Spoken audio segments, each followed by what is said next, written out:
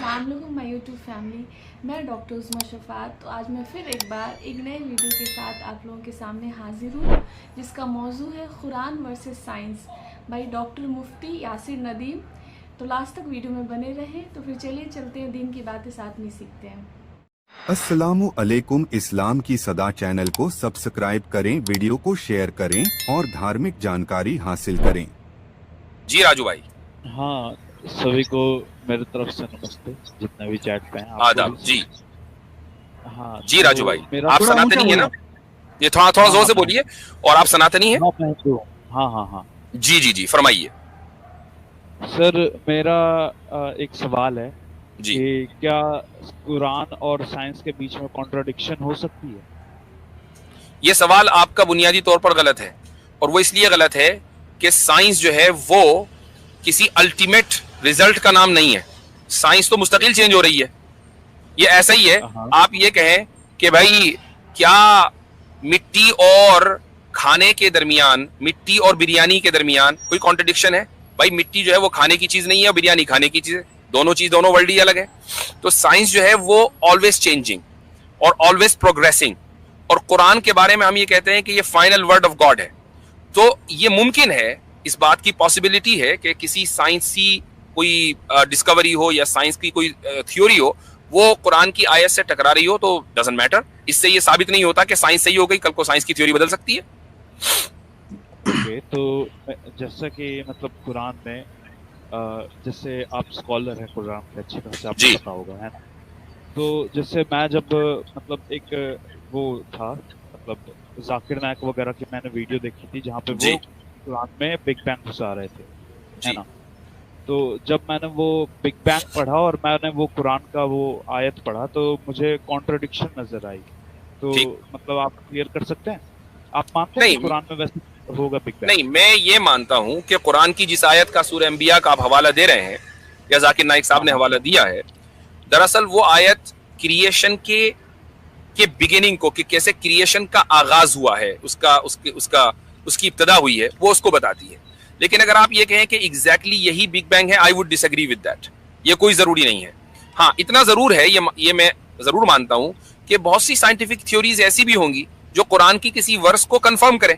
तो अब अगर कोई स्कॉलर ये कह रहा है कि देखो साइंस आज ये कह रही है, कुरान में भी यही लिखा हुआ है, तो इसका मतलब ये नहीं है कि अब हमने साइंस को जो है वो अल्टीमेट अथॉरिटी मान लिया। हम बहुत सी मर्तबा कोई स्कॉलर जो है वो आपके वर्ल्ड व्यू के एतबार से बात करता है। मसलन आप साइंस को अल्टीमेट अथॉरिटी मानते हैं, तो मैं क्या कहूंगा, अगर मेरे सामने कोई साइंटिफिक थ्योरी ऐसी आए जो कुरान से मुताबिक होगी, तो मैं कहूंगा कि देखो साइंटिफिक ये थ्योरी जिसको तुम मानते हो, कुरान भी वही कह रहा है। जाकिर नाइक साहब भी यही कहते हैं। लेकिन ना जाकिर नाइक साहब, ना मैं, ना दुनिया का कोई और भी स्कॉलर ये कहेगा कि साइंस, यहां तक कि साइंटिस्ट भी इस बात को तस्लीम नहीं करेगा कि साइंस अल्टीमेट अथॉरिटी है, क्योंकि साइंस इज एवर चेंजिंग। और मुझसे अब रही बात इनकी, जैसी साइंस के कुछ फैक्ट्स जो होते हैं वो तो कभी चेंज नहीं ना होते।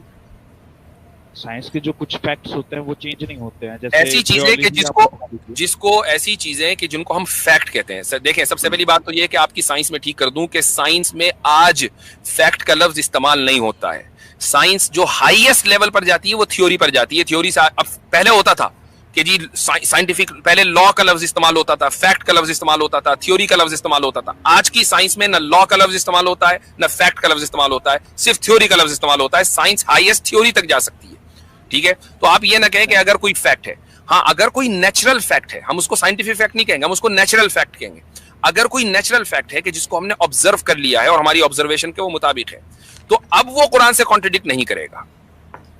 ओके, लेकिन अगर आप बोलेंगे कि फैक्ट मतलब साइंस में यूज नहीं होता, तो जैसे कि ये मैं आपको बताऊं कि केमिस्ट्री में आता है कार्बन, कार्बन से बनता है डायमंड, तो ये फैक्ट माना जाएगा ना?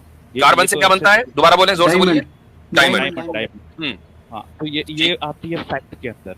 और ठीक है, साइंस मतलब आपने उसको ऑब्जर्व कर लिया ना, वो ऑब्जर्वेशन के ऊपर बेस्ड है ना? हाँ हाँ। तो अब वो एक नेचुरल फैक्ट बन गया, वो सिर्फ साइंटिफिक फैक्ट नहीं रहा, वो एक नेचुरल फैक्ट कहलाएगा। तो उसी तरीके से बिग बैंग भी तो एक मतलब उसके भी प्रूफ्स मिलते हैं और ऑब्जर्व आप कर सकते हैं। आई डोंट नो कि उसके कितने प्रूफ्स वह हैं, लेकिन मैं कहूंगा कि क्या बिग बैंग ऑब्जर्वेबल है? आपने ऑब्जर्वेशन किया था बिग बैंग का? अगर आप लाइट को क्या आप उसको नेचुरल फैक्ट कह सकते हैं?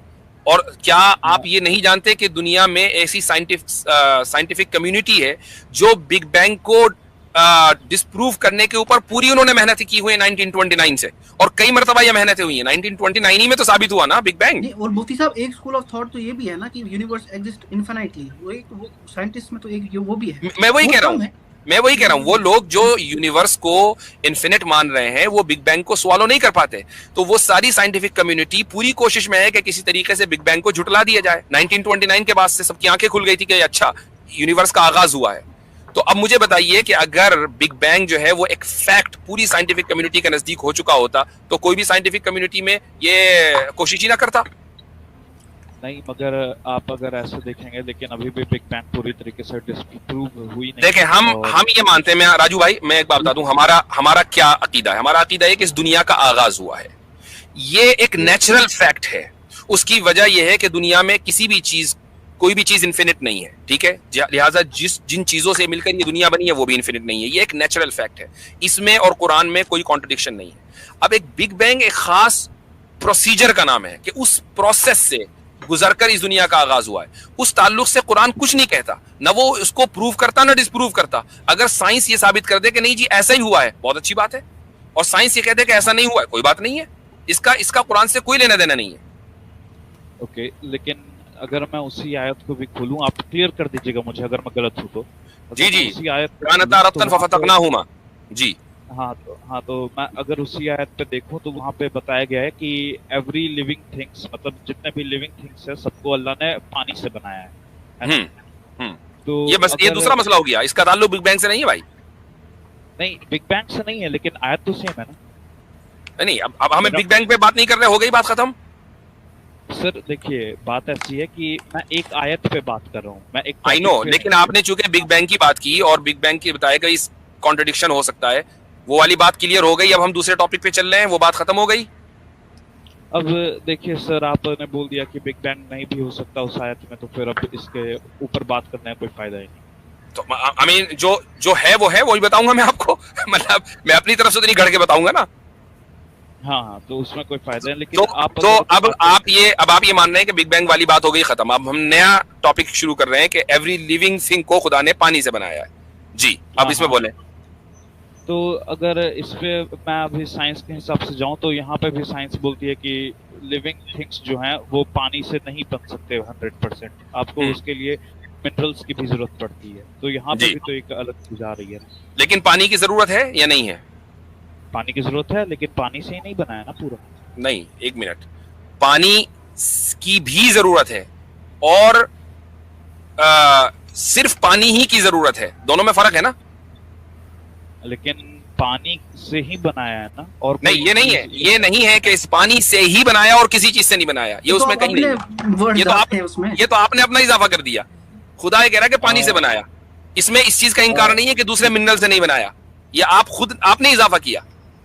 अगर आप ये कहते हैं कि कुरान में लिखा है कि हमने सारी लिविंग थिंग सिर्फ पानी से बनाई है, किसी और चीज से नहीं बनाई, अब आप एतराज करते ये तो कुरान में नहीं लिखा। अच्छा, एक मिनट, मैं बता रहा हूँ। जैसे यहाँ पे मैं पढ़ रहा हूँ, एंड वी सेपरेटेड देम, मैं तो अरबी में पढ़ रहा हूँ ना, आपको बता देता हूँ कि हमने हर चीज लिविंग थिंग को हमने पानी से बनाया, यानी उसमें पानी का किरदार है, ठीक है। अब इसमें यह नहीं लिखा कि सिर्फ पानी से बनाया, किसी और चीज से नहीं बनाया, यह आपका इजाफा है। तो इसका जवाब आपको कुरान से ही मिल जाता है ना। अल्लाह ताला कहता है आदम को मैंने मिट्टी से बनाया, और इसका मिट्टी फिर एट द एंड बाद में आ जाता है कि उसमें भी वाटर जरूरत होता है, एक इंसान में भी मिनरल्स होते हैं, उसमें भी वाटर। तो ये सारी इंटरलिंक्ड है ना। जब तक आप कुरान को ऐसे पढ़ेंगे माइक्रोस्कोपिकली एक ही आयत को रख के, तो आपको लगेगा इसमें कॉन्ट्रडिक्शन है। जब आप वो पूरा अम्ब्रेला के अंडर पढ़ेंगे तो आपको समझ आएगा। ओके, यानी कि आप उस आयत में जो बिग बैंग घुसाया जाता है और ये सारी जो आक्षेप लगाए जाते हैं, यानी क्लेम्स लगाए जाते हैं आयत, तो वो सबसे एग्री नहीं है ना। हाँ, नहीं, हम ये कह रहे हैं कि कुछ लोग बिग बैंग को उस आयत के तहत जिक्र करते हैं, लेकिन वो इसलिए जिक्र करते हैं कि सामने वाला इस चीज को यकीन किए बैठा है कि जी बिग बैंग हुआ है। कुरान ने कायनात के आगाज की बात की है, ये नहीं बताया कि आगाज का प्रोसीजर क्या था। बिग बैंग उसकी तफसील करता है कि आगाज इस तरह हुआ। कुरान इसके बारे में कोई गुफ्तगू नहीं करता, ये कुरान का टॉपिक ही नहीं है। इनको मैं बता दूं, उस आयत से हम बस एक चीज मानते हैं कि जो हेवेंस एंड अर्थ थे ये एक थे, बस फिर वो कैसे थे, बिग बैंग में बाकी पोस्टुलेट्स क्या हैं, वो हाँ। माने ना माने वो हमारी मर्जी। वो सिंगुलैरिटी पर थे कि नहीं थे, ये सारी डिटेल तो साइंस की है, इसका ताल्लुक कुरान से नहीं है। हाँ ठीक है, यानी ये आयत पे मेरा डाउट क्लियर हो गया। अब बेसिक पे कुछ कॉन्सेप्ट ऑफ गॉड पे आता है मेरा, तो अच्छा, क्लियर कर बहुत लंबी गुफ्तगू हो जाएगी, और भी लोग हैं, अगर आप क्विकली बात कर ले तो फिर। हाँ ठीक है। तो मेरा मेन सवाल ये था ना कि जैसे आप अगर देखेंगे कि मतलब अल्लाह सबको टेस्ट कर रहा है, करेक्ट?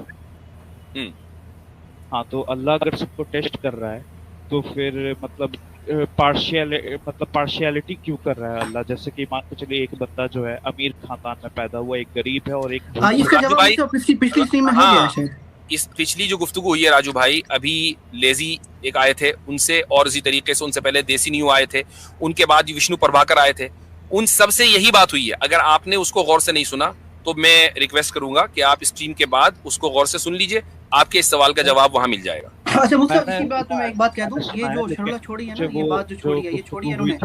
एक सेकंड राजू भाई, ओके राजू भाई एक सेकंड रुके। हाँ ये छोड़ी है, वो अमोद नाम है उनका, जो वो है, जो भी उनका नाम है।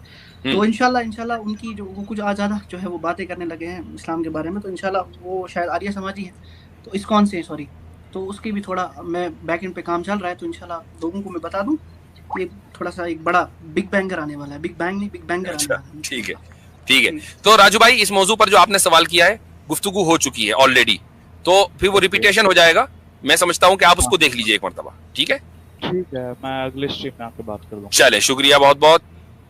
ओके माशाल्लाह ये वीडियो बहुत खूबसूरत थी, तो उम्मीद करती हूँ आप लोगों की वीडियो पसंद आई होगी। तो हमारे चैनल को ज़्यादा से ज़्यादा सब्सक्राइब करें और हमारे इस वीडियो को लाइक करें, शेयर करें और कमेंट करना ना भूलें। तो फिर मिलते हैं जल्दी नेक्स्ट वीडियो के साथ, तब तक के लिए अल्लाह हाफिज़।